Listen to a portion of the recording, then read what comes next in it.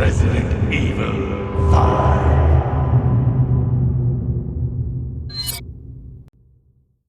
Welcome everyone to the beginner's guide of Resident Evil 5 on the highest difficulty. In this series I show you how to obtain the S rank with easy to replicate strategies and without using infinite ammo. I did this beginner's guide before in 2014 and it was the first series with commentary. But for the last 5 years I gained much more experience with this game, and so I decided to redo this series with updated strategies. The 2014 guide was the first series with commentary, and this 2019 guide is the very first series with English commentary from my side.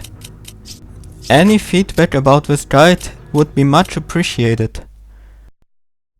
Now let's get to the inventory and the weapons we will be using. Most of the time we will use the H&K P8 handgun, the Jailbreaker shotgun and the S75 sniper rifle. Occasionally I will also use the stun rod, the semi-auto sniper rifles and the grenade launcher with flash rounds. In the meantime, my AI partner will handle the ZP-226 handgun and the M3 shotgun. Moreover, I will start every chapter with one first aid spray and without additional ammo in reserve. I will skip all the cutscenes in this game and also the first part of this chapter because the gameplay and not the story is in the focus of attention. So let's get started with Resident Evil 5 on professional difficulty.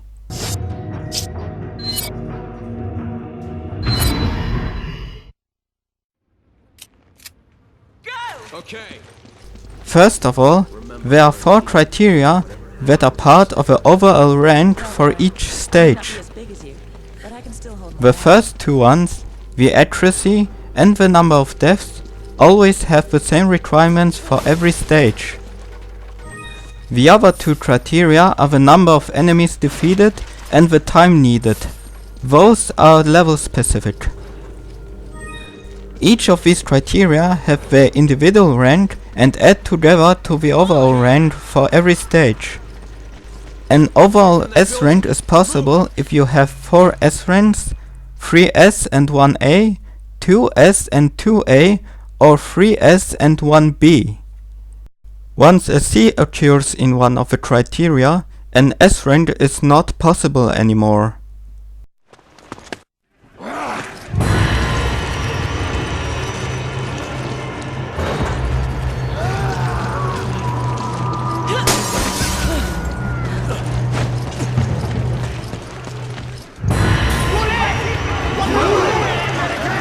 Sheva, let's move!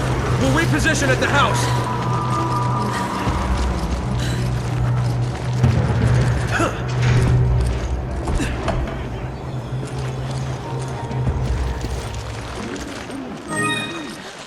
Come in, Kirk. The locals were hostile and we had to use force. We don't have any contingency plans for this situation, do we, Kirk? Much appreciated. Roger on the locals, but your orders still stand. What does that mean?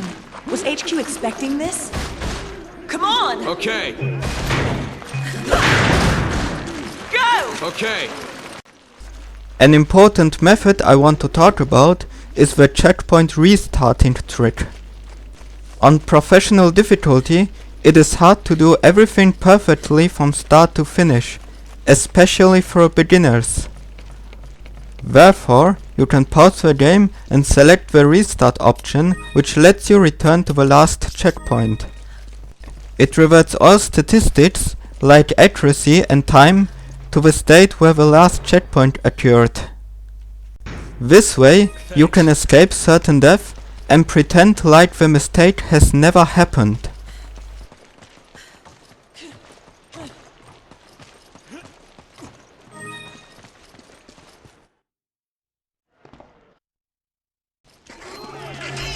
So, this is where things get interesting.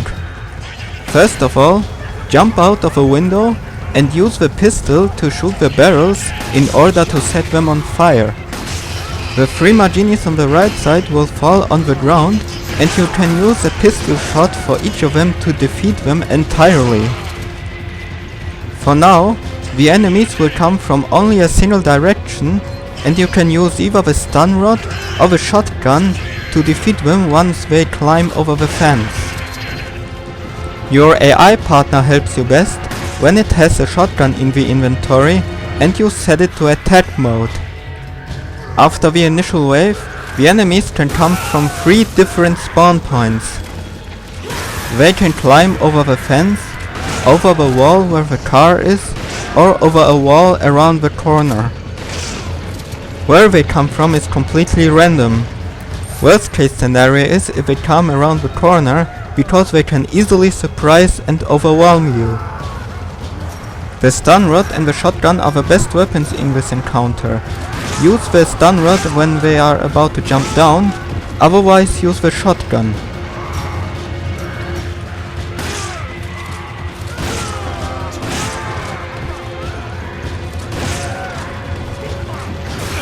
Once Chris contacts Kirk, an additional wave may come from the building behind you where you came from.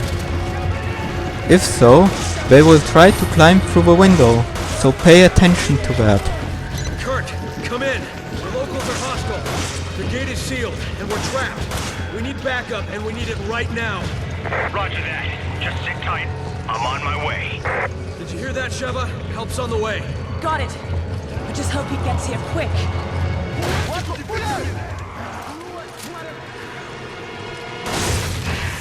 Nice work! When the second phase begins, you have to hold out a few seconds until the executioner breaks down the gate. Once the gate is open, run through it immediately, change your AI partner to cover mode, and run to the safe spot shown in this video.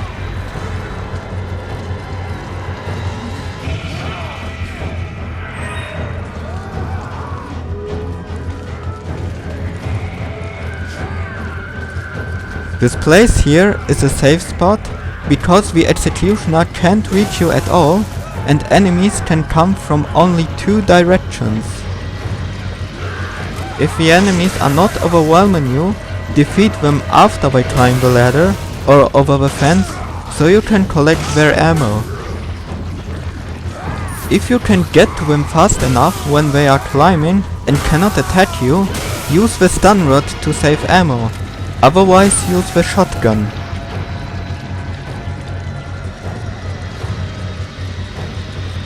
This is basically all for this encounter and this chapter. You just have to hold out 5 more minutes to end this chapter. Roger.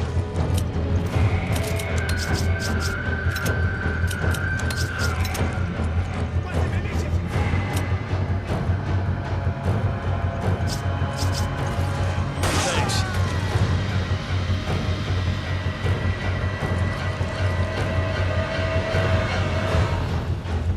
Come on! Okay.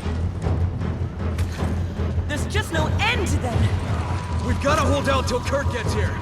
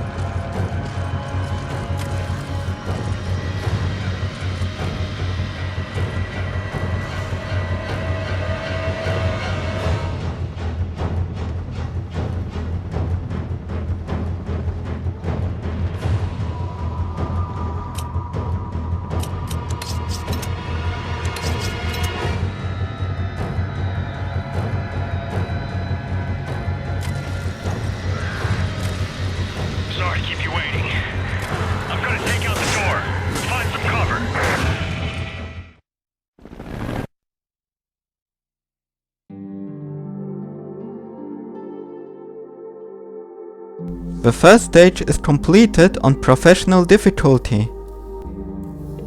The public assembly is usually a very difficult encounter, but with the help of a shotgun, the stun rod and the safe spot, this encounter shouldn't cause much trouble.